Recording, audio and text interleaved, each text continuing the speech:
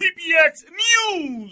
BPX TV Reseau. À tout réseau Lio, interconnecté à travers mon plan, un seul réseau, une seule équipe. BPX TV Reseau, référence. BPX TV Reseau, l'espoir de la culture haïtienne.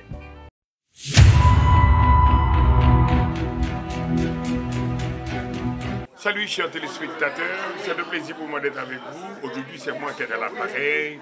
Il n'y a pas de Ronnie, il n'y a pas de Gauthier Bernard, mais il y a Guylaine qui est avec moi. Guylaine Benjamin, docteur Guylaine Benjamin, est toujours à l'avant-garde avec nous, surtout avec accord. Mais je veux dire quand même, nous venons là pour une raison. Donc il y a une invitation pour BPX TV Reseau, c'est meilleur Daniella Levine Cava. Cap possède les jeudis là, il y a un budget multi-réalisant, on connaît que déjà, qui s'est passé dans la communauté, qui s'est passé dans le county. Plusieurs projets qui étaient gagnés, qui étaient organisés, qui étaient aide dans la communauté. Eh bien, nous connaissons une nouvelle administration, camper là d'ailleurs, camper plus fort. Aide humanitaire, un pilote aide qui étaient dans la communauté, pas de moyens encore pour bailler camper sur. Mais il va expliquer là lui-même comment l'activité va lier, comment tu va le faire, comment on va le faire pour gagner une possibilité pour le faire surface avec l'activité. Mais depuis avant que nous parlé avec lui, là, dans le bureau avec lui, nous avons parlé, il dit que ce n'est pas facile.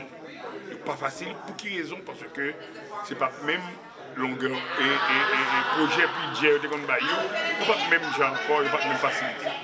Donc on peut prendre minute par minute que nous connaissons comment l'activité est là, même briefing de l'activité quand même, nous allons connaître ensemble. Nous allons quitter nous avec une conférence de presse qui va commencer à tout à l'heure. Nous parlons de Jean-Sonia Zidério, votre ambassadeur de la culture haïtienne, PDG, BPX TV Reseau. Studio à vous l'antenne. Quel que soit côté dans le monde là, comme Miami, comme New York, comme Haïti ou bien qu'on a Panyol, branchez BPX. Enjoy. Our broadcasting media studio on the 25th floor. It'll be finished building out in September. I don't know when all the equipment will be in there, but that could be something that we could use to generate revenues, and we certainly would want to offer it to you at a good price if you want to use it. I know that's something that many of you go other places to get access to that. So I'm excited about that. So we've had to go through the commission. The budgets are approved by the commission. I propose, they vote, right? So we're hopeful that they're going to take our recommendations and not cut deeper. They may have some things in mind that would require us to find some other cuts. I don't know what those cuts would be. So just to be real. So we think we've produced a fair, balanced, and resident-focused budget, but it is one that does have pain for many, including me. Many things that I created that I care a lot about, I'm having to recommend removal because otherwise we will not balance the budget. So it is very painful for me personally. We are still keeping our tax rates at a historic low. We are still preserving essential services. We are making tough choices for the future.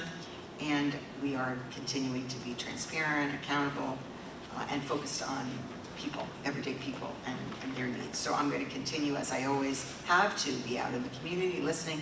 We're going to have an unprecedented number of budget town halls, some online, some in person, and so we'll be publicizing those shortly.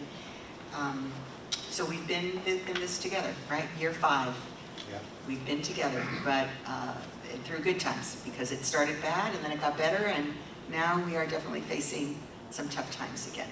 So I know that you have questions and concerns. I want to hear from you. We have, a little bit of time, like just under half an hour now, but I'm going to continue to be as publicly engaged as I've always been. This is really the hallmark of my tenure, and so we want you, we want your readers, your audiences to be aware, to be part of it, and I thank you. I thank you for coming today. I thank you for being our ambassadors in the community, and we want to continue to have that productive relationship now going into the next term. So thank you very much, and I certainly want to answer your questions, hear your concerns. Yeah. Yes, quick question. So when it comes to engaging with the other offices that have been created through the constitutional officers, is that going to be another process? Is there another layer of registering as a vendor? Very good question. That's true. I mean, those are 5 more offices and they all have their own opportunities. So it varies. Some of them are working through our communications department, some are not. We can certainly get that to you. I know they all have a lot of social media, that's for sure. So I think they want to reach your audiences as well. So I think that's a great point, and we'd be happy to make introduction, right? Happy to make the introduction to the proper people, give you the list, reach out, say there's a group of people that we've worked with, they've been so helpful, and suggest that they meet with you and explore opportunities. So we're happy to do that. Yes, please. You really haven't had the chance to meet, but I've been producing for Asian communities since 1988. Asian program became a 24-hour channel in 2003. It's called Haitian Television Network, now it's called ITTV. And it's always been a struggle to get the government involved in understanding the numbers-wise, and we never really able to get the census because there's nobody accounting Haitians whatsoever. And any of the census numbers, radio and media. But since we represent about Haitian, 15% of the population of Miami-Dade County, do you determine the communication budget within, if there was a 15% saying that would go to Haitian media, that would be representative of what the community represents in your county? Is that a possibility? So I don't know that we have a strict quota system, but under my administration, we have dramatically increased what has been offered to specific targeted media, especially Black and Caribbean media. That's what the group has been all about. We've met multiple times, we've taken ideas, we've sent had special programming, so that is definitely what we have committed to do, and we want to continue to do that, but of course, like I said, not with as much money as we've had before. I think it's good to think about these other offices. It's a good point. They all have marketing budgets too. But we are fully committed to making sure that we can get the word out to the communities that need to hear what we're doing, especially we have certain campaigns. Can you think of some? Yeah, we have, like we were talking about, we have a BRT that's coming up. Okay, so we have the bus rapid transit that's opening up in South Dade, and we're going to have some dollars that and we do want. have ongoing campaigns, which you and I talked about, because you haven't heard from CCD regarding some promotion over the last 8 months. So it's just a matter of connecting and seeing what campaigns are going to be year-round, like mosquito, and sanitation, and water. So there are some campaigns that are not going away. I think it's just some of the specifics, some programming will be reduced because of deduction in marketing dollars. But those ongoing campaigns, we can still connect. Yeah, and of course there are commissioners as well, Yes. 13 of them, and they Yes. all spend money on marketing. And I think they need to hear as well. I think we could do a little introduction. So let's do that. Remember how we did the December event, we did the meet and greets within our different department liaisons? So now with the constitutional offices, let's see if there's, I don't know if they have PIOs, we call them, to see if we can connect the dots with the constitutional offices. And maybe the commission Let's do staff that. as well. We could We'll reach do out an to them. update to that list. Thank you. Yes. I just wanted to ask, you talked about To partner with us on Strike 305, so it's not going to go away, but we are looking to ask them to step up to help pay for it. Basically. and are there other departments that? Yeah, so the main ones that we already had combined our human resources with our internal services, that's PIOD, so that's just more of our internal services for running county buildings and staff. We also are combining libraries with cultural affairs, juvenile services with community action and human services, so all of the social services, and our IT, so information technology, with our community, I think I mentioned communications, and it's called customer experience. So that one that is our main communications vehicle. CCD for you all. Okay. There you go. CCD, CCD, also known as. It's going to combine with IT, so that will be, Okay. yeah. And all of these any changes that I talked about, which are proposed, they have to be adopted by the board, they would be effective October 1. But we would be in the process of transition. As it relates to, well, first of all, Strike 305, I'm glad that you partnership with the Beacon Council is happening, and that Rod can make moves, and the board over there can make things happen. That's important. I remember the day that we were in the Arts Center introducing Strike 305, and it has really, really been a lot to a lot of people, especially coming generations. With regard to public service, are there some elements, any gray areas or areas that we need to pay attention to that we're not paying attention to? Or do you call it blind spots? Good interview question. What didn't you tell me? Blind spots. You know, look, we're going to be cutting programming in parks. That's going to be really, really hard. We're going to try to find partnerships with organizations that want to step up and deliver the services. We're going to be cutting dollars for nonprofit partners and culture, grants. You know, they're not all going away, but if it was a general fund, we have to get to $402 million. Think about that. $500 million almost. It's a huge sum of money. That's going to be really hard. We expect to hear a lot of pain from that. And for me personally, I'm the nonprofit man, right? You know, very, very, very hard. We're working with the Knight Foundation that might help out with some of the cultural grants. There are no promises at all, but we had an initial conversation. We are talking with the Miami Foundation and others. There's a possible philanthropist that is stepping forward that might be able to fund more social services.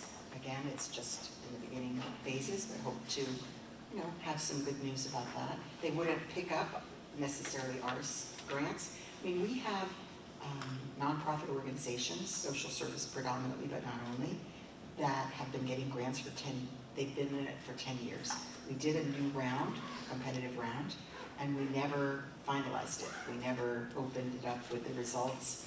So basically, we're in a kind of a holding pattern right now. So there's really nobody who should be expecting dollars, but that doesn't mean they don't need them, right? They do. So hopefully, working with some of these other places, we'll be able to leverage some more dollars. One more follow-up. Is there a team, I'm very interested in this part when you talk about how to generate and raise money? Yeah. I recognize $500 million is a lot, and I can't call my uncle on that one, but is there a team or a group or even, you know, I know there are certain departments where citizens can volunteer to support and help. Is there a way that we can help? Oh, that's so good. On that area? Yes, actually somebody did suggest that. Interestingly, Commissioner Bermudez asked us to put up a website for our WISE 305 and have a place for people to make suggestions. That would be both on savings and on revenue generation. So, you know, we need to just follow up on that, how that's coming. But of course, we always want to hear people's ideas. And we'll hear them at the budget hearings. We should probably include in the budget town halls a place for people to generate ideas like that. I can tell you that there will be a very small team working with Carla Denise Edwards, who is our Chief Administrative Officer, to work on efficiencies and innovation. And that will include James Constam, who has been our Economic Development Director, and Manny Sid, who came in to help cut red tape for business, particularly. That was his theme when he was running for mayor. You remember when he was running for mayor against me? Yeah. That was his theme. So I took him up on it, and he's been very, very helpful, very effective. Yeah. Yeah. So he'll continue to help us with that, and we have been able to really streamline things. It's been, and you know, people in the community, they call, well, what about this? What about that? And then we're able to, oh, you know, if people don't tell us, we might not know. We have also done something that is cost neutral, but we think will really help for business, which is that we've created a new department, the DERM. So DERM, which has been a division within our building department, OER, will be its own department now, which it was 10 years ago. So it deals with environmental regulation. And environmental regulation is often the thing that delays projects moving forward, whether it's a grease trap for a restaurant or you know, a seawall, or I don't know, whatever it is, environmental. We have a very strong environmental protection team, but they're not really business oriented. So they're protecting the environment, but they don't always help navigate to help people get to where they need to go. So it's going to be a different flavor, but the same protection, but also helping to move businesses along. Yeah. Mayor, so you had said before that there's going to be cuts to nonprofit organizations. So I wanted to ask you, because as I read on partners organizations and partners news outlets like the Miami Herald, that the Office for the Neighborhood and Safety will have some cuts, and this is directly like involved with organizations like NANA or the Circle of Brotherhood, who have already suffered some federal cuts. So will this office will be having some cuts that is going to affect them? Yes, the Office of Neighborhood Safety is going away. Okay. We do have the Peace and Prosperity Plan, which they have been helping to oversee, which has a number of existing programs. All of those programs will continue, but the office will not continue. As far as some of the organizations that you mentioned, if they have dedicated contracts, if they're on a CEO grant, they might be eliminated. Right. If they're, you know, there's, for example, a contract for dealing with victims of crime that has 1 more year on it. We didn't cut that out of the budget, but I don't know what the commission will do, just to be very clear. And the mom and pop grants, which is a program that is near and dear to a lot of us, myself included, has also been eliminated from the budget by my proposal. That to be said, we are giving each commissioner, we are proposing that each commissioner will have some additional discretionary funding, and they can use it for nonprofits, for mom and pop. So they get to choose if this is what they choose to do. So in other words, there is an across the board set of cuts, but a little bit of opportunity through commissioner's choice as to what they would want to continue. Got it. Thank you, Madam Mayor. Madam Mayor, from your vantage point, how do you see some of the cuts from the federal level that are going to be impacting us on the horizon? Right. I mean, when it comes to Head Start and breakfast for kids that are in need of those services, I mean, is there some strategy that you're kind of maybe thinking of to kind of... We're trying to stop cuts. So it's really very frightening, right? I mean, the energy grants, LIHEAP program, they eliminated all the personnel, said they weren't eliminating the grants. We heard, understood that Head Start, some feeding programs and the like were on the chopping block, but so far they haven't been eliminated. But you know, now that the Supreme Court has said that the federal government can go ahead and continue to lay people off, you know, if you don't have people to administer programs, I mean, the majority of the education department, right? I mean, I'm not running those programs, but that's huge, right? The school system. I mean, I know Reseau programs, all kinds of programs that address particular needs in schools. In our case, we run the Head Start program. We are very concerned. We haven't been told that it's being eliminated, but you know, we know that it's not a priority of this administration.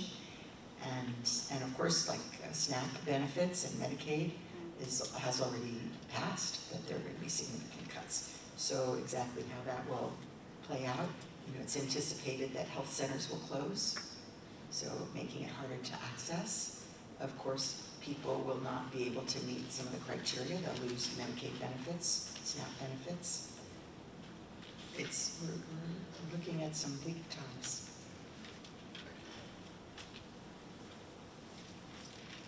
We have lobbyists in Washington and in Tallahassee, and we try to work with others who share our concerns so we can try to have a bigger voice. Have you seen anything like this? You know, we learned from previous situations. I know COVID taught us a lot. Setbacks, cuts, whether it's 9/11 or whatever it is. something else we can look at to learn from this, that we're looking at to learn? Because it's unprecedented. Thank you, Tony.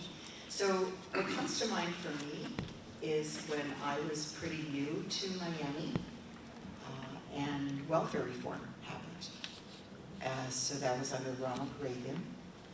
Oh, it was under Clinton. It was under Clinton. Ronald Reagan started tightening the noose, if you will, but under Clinton, right, we had welfare reform, and Donna Shalala was the Secretary of Health and Human Services. And they put time limits, they eliminated benefits for immigrants, they basically they created more fiscal cliffs. You couldn't, they used to have programs where you could save, so you could, you didn't just automatically get kicked off once your income went up a little bit, that kind of a thing. So those things started going away. What did we learn from that? They did it at a time when there was historic low unemployment and people were needed for low pay jobs. And they said that they were going to give people training and support to have better opportunity, but that really didn't come very much to pass. So I would say don't trust the rhetoric. And people do. And now, for example, on the immigration side, people voted to get rid of dangerous immigrants. But obviously, that's not what's happening. It's a whole dragnet effect. And people are waking up, like, no, this is not what you told me. This is not what I thought I would get. But, I think really the tide is turning a little on that. So I would just say, it's hard. People they hear something, they think it sounds good, and they go for it, and we have to show that it's not working. We have to be testimonials, yeah. So just to let everybody know, we have about 3 more minutes. Okay. Stephanie, you have another one, and I know someone texted me, I know you have another one. And I'll keep it budget. Yeah, no, go ahead. Our alley, of course, that is an area of concern. Are any of, we have this conversation around the state, and are going to have to pick up those kind of responsibilities. Is Miami-Dade County being asked to pick up that kind of responsibility, or is that something that may ultimately end up in the budget? Oh, wow, in the budget. Focus on the budget. So, this is our property. The state seized it, right? They didn't ask permission. They used the executive powers of the governor under an immigration emergency that has been perpetuated since 2023. We have protested it on environmental grounds, and now since it's been open on humanitarian grounds, we've asked as the landlords of the property to be able to go on premises and monitor what's going on. And that's where we are right now. As far as ICE, again, I'm mandated by state law to have our corrections department not interfere with immigration enforcement. That's basically the tenet. So that's why these 287G agreements had to be signed. And essentially, it would be it's in the state law. So there would be consequences for not following it. We have not been asked to transport anyone as of yet, and I hope we know.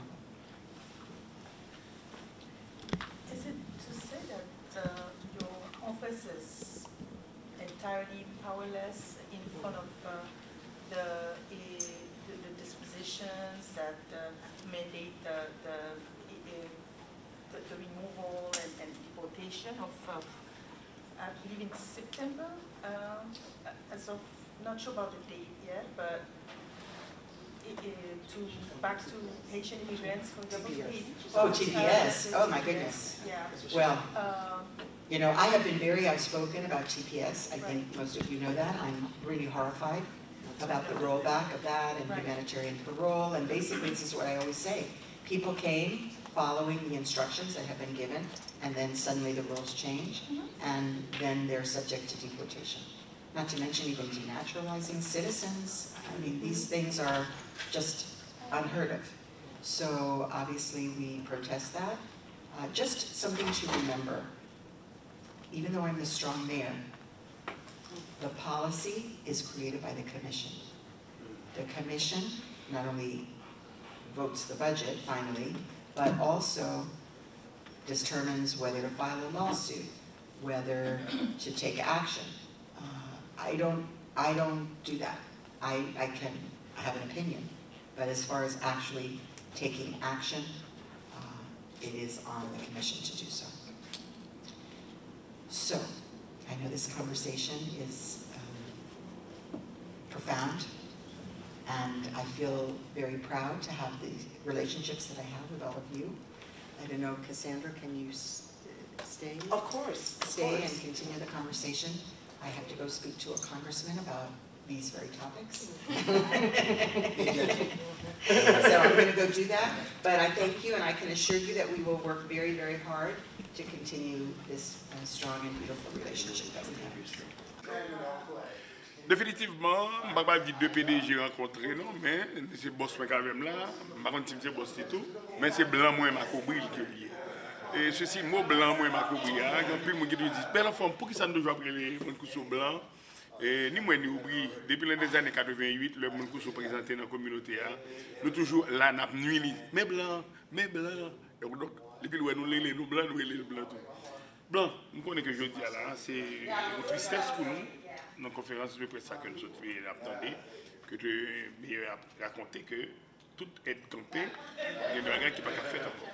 Et tant même qui propriétaire d'une télévision, station très large dans la communauté, qui sont à venir de ça qu'a fait. Bon, pour moi-même, pour ITTV, et avant ça, Asian Television Network, HTN, on peut dire que moi, j'aime compter sur le gouvernement. Même le notre gain, mon estime, le là, ITTV pas besoin de $1.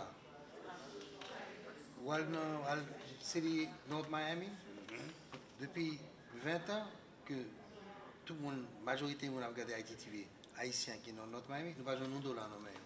So, nous pas dépendre de ça. Nous dépendons de publicité, de commanditaires qui suivent nous. Mais en réalité, il y a un budget qui a réduit à cause de frais. Mais là, ça me dit aujourd'hui, c'est que 15% de communauté Miami-Dade County, c'est haïtien. Ça veut dire que 15% du budget de communication supposé donné aux médias haïtiens, radio, télévision. Même si le budget réduit, si on prend le budget 15%, l'a augmenté pour haïtiens. Parce que nous avons 2-3% au lieu de 15%, parce que, et ce n'est pas normal, Cubains prennent tout comme là. Cubains, blancs, américains, mais haïtiens, j'ai une petite crasse. So, moi-même, je suis supposé payer 15% de budget. Si le budget c'est $500 millions, 15% de ça, supposé investir dans les médias haïtiens. So, malgré que le budget a descendu, il est supposé monter pour nous. Okay. Dans le cadre de ça que nous sommes là, ça, on va parler pour, en général, ni pour radio, ni pour télévision, ni pour newspaper, communication en général pour la communauté haïtienne. Ça fait un plaisir du fait que nous avons des gens qui défendent nous, comme mon Kousseau, qui ont un vieux de la vieille dans la communauté. ITTV sur téléphone, app, Apple ou Android, vous pouvez chercher ITTV sur app là, Roku, Amazon Fire, 11.4 qui est la chaîne la plus puissante à Miami pour la télévision pour les Haïtiens. So, finalement, que c'est grand monde ou jeunes gens ou qu'à joindre nous sur téléphone ou sur télévision. Définitivement, si vous pas sur télévision, ou pas à la mode, si vous pas téléphone, si vous pas sur téléphone ou pas à la mode. BPX TV Réseau et ITTV, nous sommes live. Depuis Miami-Dade avec mon meilleur, Daniella Levine Cava, dans la conférence de presse là, qu'il t'a parlé de budget, qui a coupé sérieusement la communauté. Soyez belle en forme, pour tous mes camarades, Madame Dr. Guylaine Benjamin, merci. Et bon coup, merci à toute ma fifi. Thank you for coming. Merci tout le monde et puis à la prochaine.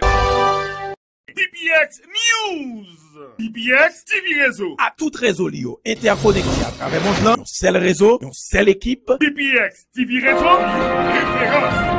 BPX TV Réseau, l'espoir de la culture haïtienne.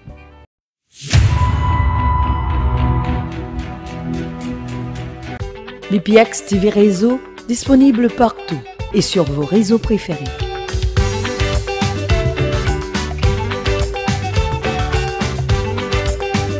BPX TV Réseau, l'espoir de la culture haïtienne pour tout le monde.